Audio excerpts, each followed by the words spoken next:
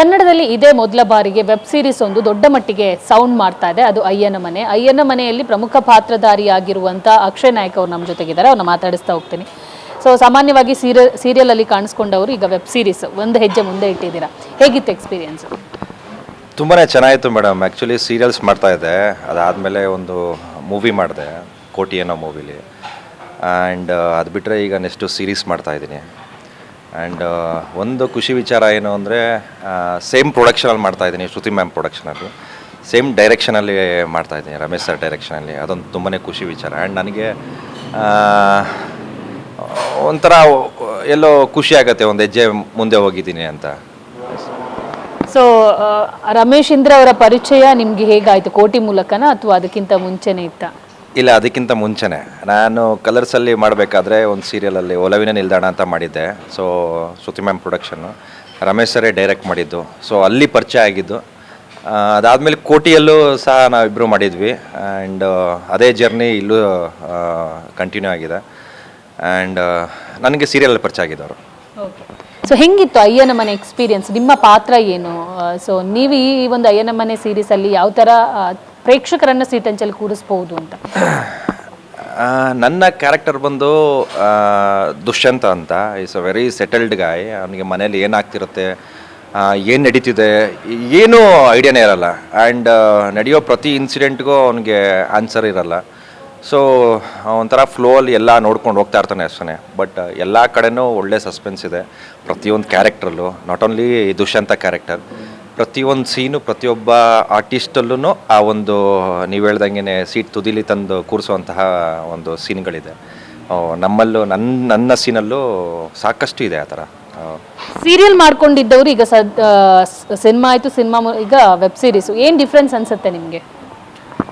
Serial ಮತ್ತು ಈ movie totally ತುಂಬಾ ಡಿಫ್ರೆನ್ಸ್ ಇದೆ. ಬಟ್ ಸಿನಿಮಾಗೂ ಸೀರೀಸ್ಗೂ ನನಗೆ ಯಾವುದೇ ರೀತಿ ಡಿಫ್ರೆನ್ಸ್ ಕಾಣಿಸ್ಲಿಲ್ಲ. ಯಾಕಂದರೆ ನಾವು ಈ ಒಂದು ಸೀರೀಸ್ ಮಾಡಿರೋದು ಲೈಕ್ ಸಿನಿಮಾ ಥರನೇ ಮಾಡಿದ್ದೀವಿ. ನನಗೆ ಆ ಥರ ಯಾವುದು ಡಿಫ್ರೆನ್ಸ್ ಅನಿಸಿಲ್ಲ. ಲೈಕ್ ಎಪಿಸೋಡ್ ಥರ ಬಿಡ್ತಿದ್ದಾರೆ ಅನ್ನೋದೊಂದು ಬಿಟ್ಟರೆ, ಸೊ ನಾವು ಮೂವಿ ಥರನೇ ಶೂಟ್ ಮಾಡಿದ್ದೀವಿ. ನೀವು ಟ್ರೈಲರ್ ನೋಡಿರ್ಬೋದು, ಆ ಕ್ವಾಲಿಟಿ ಎಲ್ಲ ತುಂಬ ಕಡೆಯಿಂದನೂ ಒಳ್ಳೆ ರೆಸ್ಪಾನ್ಸ್ ಬರ್ತಿದೆ. ಲೈಕ್ ನೀವು ಮೂವಿನೇ ಮಾಡಿರೋದು ಅಂತಲ್ಲ. ಸೊ ನನಗೆ ಸಿನಿಮಾ ಆ್ಯಂಡ್ ಸೀರೀಸ್ ಯಾವುದು ಅಷ್ಟೊಂದು ಡಿಫ್ರೆನ್ಸ್ ಅನಿಸ್ಲಿಲ್ಲ. ಸೊ ಸಿನಿಮಾ ಸೆಟ್ಟಲ್ಲಿ ಹೆಂಗಿರ್ತಾ ಇದ್ರಿ? ಈಗ ಖುಷಿ ಇದ್ರು, ಅರ್ಚನಾ ಇದ್ರು, ಹೆಂಗೆ ಎಂಜಾಯ್ ಮಾಡ್ತಾ ಇದ್ರಿ? ಬಟ್ ಶೂಟಿಂಗ್ ಜೊತೆನೇ ಯಾವ ಥರ ಈ ಕಥೆಯೊಳಗಡೆ ನೀವು ಹೋಗ್ತಾ ಇದ್ರಿ? ಆ್ಯಕ್ಚುಲಿ ಇದೊಂಥರ ಚೆನ್ನಾಗಿದೆ. ಫಸ್ಟು ಲುಕ್ ಟೆಸ್ಟಿಗೆ ಅಂತ ಕರೆದಿದ್ರು. ಸೊ ಎಲ್ಲರ ಜೊತೆ ಚೆನ್ನಾಗಿ ಮಾತಾಡ್ತಾ ಇದ್ವಿ. ಆ್ಯಂಡ್ ಲಾಸ್ಟಲ್ಲಿ ಖುಷಿ ರವಿಯವ್ರು ಬಂದರು. ಅವ್ರ ಜೊತೆ ಒಂದು ಸೀನ್ ಇತ್ತು, ಒಂದು ಮೇಜರ್ ಸೀನು. ಅದು ಮಾಡಬೇಕಾದ್ರೆ ನಾನು ತುಂಬಾ ಸೆಟಲ್ಡ್ ಆಗಿರಬೇಕು, ಅಷ್ಟು ಮಾತಾಡಲ್ಲ. ನಾನು ಆಲ್ಮೋಸ್ಟ್ ಕ್ಯಾರೆಕ್ಟ್ರಲ್ಲಿ ಹಿಂಗೆ ಇದ್ದೆ. ಅವರು ನನ್ನ ಜೊತೆ ಇರ್ಬೇಕಾದ್ರೆ ತುಂಬ ಬಬ್ಲಿಯಾಗಿ ಮಾತಾಡ್ಕೊಂಡಿರ್ತಾರೆ. ಬಟ್ ನಾನು ಅವ್ರಿಗೆ ಅಷ್ಟೊಂದು ರಿಯಾಕ್ಟ್ ಮಾಡಲ್ಲ. ಆ ಥರ ಸೀನ್ ಇದ್ದಿದ್ದು. ಅದೇ ಸೀನ್ನ ನಾವು ನೆಕ್ಸ್ಟು ಶೂಟಿಂಗ್ ಲೊಕೇಶನಲ್ಲಿ ಶೂಟ್ ಮಾಡಿದ್ವಿ. ಆವಾಗ ನಾವು ತುಂಬಾ ಕ್ಲೋಸ್ ಆಗಿದ್ವಿ. ಕೂತ್ಕೊಂಡು ಹೇಳ್ಬೇಕಾದ್ರೆ, ಏನು ಗುರು ನೀನು ಫಸ್ಟ್ ಟೈಮ್ ನೋಡಿದಾಗ ನನಗೆ ಒಂಥರ ಭಯ ಆಗಿತ್ತು. ನಾನು ನೀನು ಪೇರು, ಈ ಕೆಮಿಸ್ಟ್ರಿ ಹೆಂಗೆ ವರ್ಕೌಟ್ ಆಗುತ್ತೆ ಅನ್ನೋ ಒಂದು ಭಯ ಇತ್ತು. ನೀನು ಮಾತಾಡ್ತಾ ಇರಲಿಲ್ಲ, ಬಟ್ ಇಷ್ಟೊಂದು ಫನ್ನಿನ ನೀನು ಅಂತ. ಸೆಟ್ಟಲ್ಲಿ ಆ ಶೂಟಿಂಗ್ ಸ್ಪಾಟಲ್ಲಿ ಕೆಲವ್ರು ಸೀನ್ ಆಗಬೇಕಾದ್ರೆ ಅಲ್ಲೇ ಕೂರ್ತಾಯಿದ್ವಿ, ಅಲ್ಲೇ ನಗ್ತಾಯಿದ್ವಿ, ಅಲ್ಲೇ ಮಜಾ ಮಾಡ್ತಾಯಿದ್ವಿ. ನೀವು ಹೇಳ್ದಾಗೇ ಎಲ್ಲಿ ನಾವು ಕೂತಿರ್ತಾಯಿದ್ವಿ, ಆ ಕಾರ್ನರಿಗೆ ಬಂದು ನಾವು ಹಿಂಗೆ ನೋಡ್ತಾಯಿದ್ವಿ, ಓ ಈ ಸೀನಾ ಏನಾಗ್ಬೋದು, ಏನಾಗ್ಬೋದು ಅಂತ. ಸೊ ಅಷ್ಟು ಚೆನ್ನಾಗಿತ್ತು ಪ್ರತಿಯೊಂದು ಸೀನು. ಆ್ಯಂಡ್ ನಾವೆಲ್ಲರೂ ಅಷ್ಟೇ ಬೇಗ ಮಿಂಗಲ್ ಆದ್ವಿ, ಅಷ್ಟೇ ನಗ್ನಗ್ತಾ ತುಂಬಾ ಎಂಜಾಯ್ ಮಾಡಿದ್ದೀವಿ. ಈಗ ಟ್ರೆಂಡ್ ಬದಲಾಗಿದೆ. ಸಿನಿಮಾ ಬಿಟ್ಟು ವೆಬ್ ಸೀರೀಸಿಗೆ ಜಾಸ್ತಿ ಇಂಟ್ರೆಸ್ಟ್ ಕೊಡ್ತಾ ಇದ್ದಾರೆ ಜನ.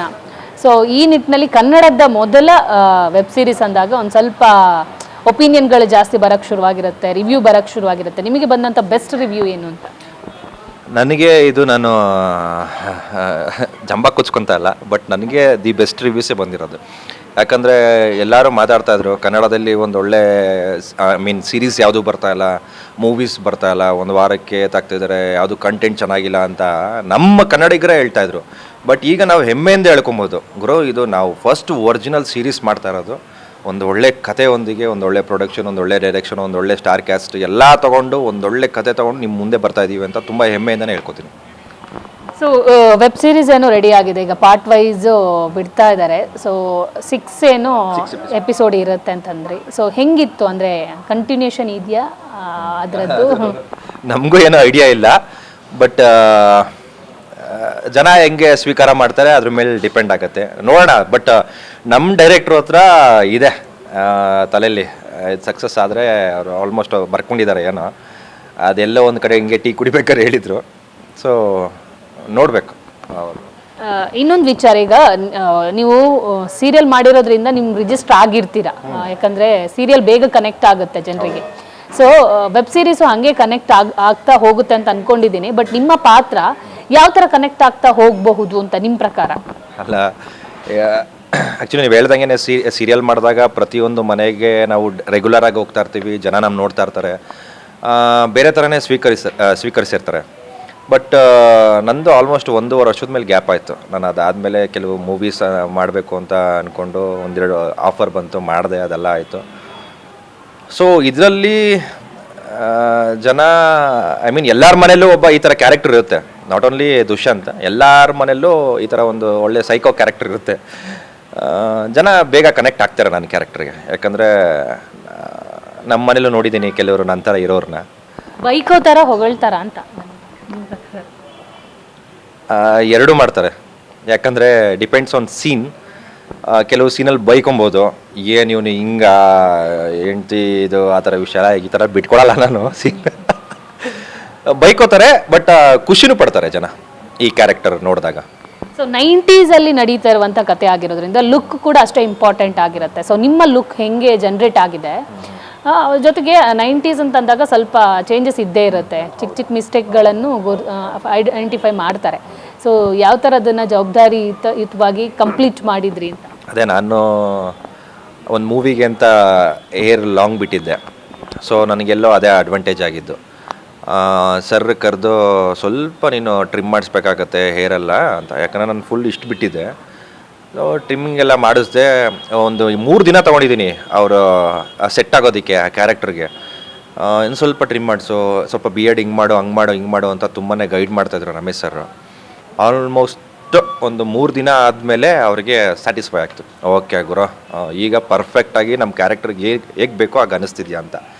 ಸ್ವಲ್ಪ ಚೇಂಜ್ ಓವರ್ ಮಾಡಿದ್ರು ಸೆಟ್ಟಲ್ಲಿ ಆ್ಯಂಡ್ ಕಾಸ್ಟ್ಯೂಮಲ್ಲಿ, ಆ್ಯಂಡ್ ಕೆಲವು ರೆಟ್ರೋ ವಾಚಸ್ ಆಗಿರ್ಬೋದು, ಶೂಸ್ ಆಗಿರ್ಬೋದು, ಆ್ಯಂಡ್ ಪ್ಯಾಂಟಲ್ಲಿ ಅವಾಗ ನೋಡ್ಬೋದು ನೀವು ತುಂಬ ದೊಗ್ಲ ಇರೋದು, ಅದೆಲ್ಲ ತುಂಬ ಮೇಕ್ ಓವರ್ ಮಾಡಿದರು ಸ್ವಲ್ಪ. ಫೈನಲಿ ಒಂದು ಕನಸಿನ ಒಂದು ನೀವು ವೆಬ್ ಸೀರೀಸ್ ಬರ್ತಾ ಇರೋದು ಎಷ್ಟು ಖುಷಿ ಆಗ್ತಾ ಇದೆ. ಜೊತೆಗೆ ಈಗಾಗಲೇ ಟ್ರೈಲರ್ ಬಿಟ್ಟಿರೋದ್ರಿಂದ ಜನ ನೀವು ಓಡಾಡ್ತಿರ್ಬೇಕಾದ್ರೆ ಐಡೆಂಟಿಫೈ ಮಾಡೋದು ಆ ಥರದ್ದು ಏನಾದರೂ ಮಾಡ್ತಿದ್ದಾರೆ? ಅಯ್ಯೋ, ಸಿಕ್ಕಾಪಟ್ಟೆ ಇದೆ ಮೇಡಮ್. ಆ್ಯಕ್ಚುಲಿ ನಮ್ಮ ಮನೆ ಕಡೆ ನನ್ನ ಸ್ವಲ್ಪ ಫಾಲೋ ಮಾಡೋರು ತುಂಬ ಇದ್ದಾರೆ. ನಾನೊಂದು ಕಡೆ ಹೋಗಿ ಕ್ಯಾಂಟೀನಲ್ಲಿ ಟೀ ಕುಡಿಬೇಕಾದ್ರೆ ಜನ ತುಂಬ ಬಂದು ಒಳ್ಳೆ ಮಾತಾಡ್ತಾರೆ, ಒಳ್ಳೆ ಕಮೆಂಟ್ ಕೊಡ್ತಾರೆ. ಆ್ಯಂಡ್ ನಮ್ಮ ಒಂದು ಬ್ಯಾಡ್ಮಿಂಟನ್ ಗ್ರೂಪ್ ಏನಿದೆ ತುಂಬಾ ದೊಡ್ಡದು. ಸೊ ನಾರ್ತ್ ಈಸ್ಟ್ ಎಲ್ಲ ಇದ್ದಾರೆ, ಅವರಿಗೆ ನಾನು ಶೇರ್ ಮಾಡಿದಾಗ ದೇವರ್ ಲೈಕ್ ಇಂಗ್ಲೀಷಲ್ಲಿ ಹಿಂದಿಲೆಲ್ಲ ಟೆಕ್ಸ್ಟ್ ಮಾಡ್ತಾರೆ, ಯಾವಾಗ ರಿಲೀಸ್ ಆಗುತ್ತೆ ಈ ಸೀರೀಸ್ ಇಲ್ಲ ಸಿನಿಮಾನ, ಅಷ್ಟು ಚೆನ್ನಾಗಿದೆ ಇದು, ಏನು ಸ್ಟೋರಿ ಏನಿರ್ಬೋದು, ನಿನ್ನ ಲುಕ್ ಚೆನ್ನಾಗಿದೆ ಅಂತಲ್ಲ.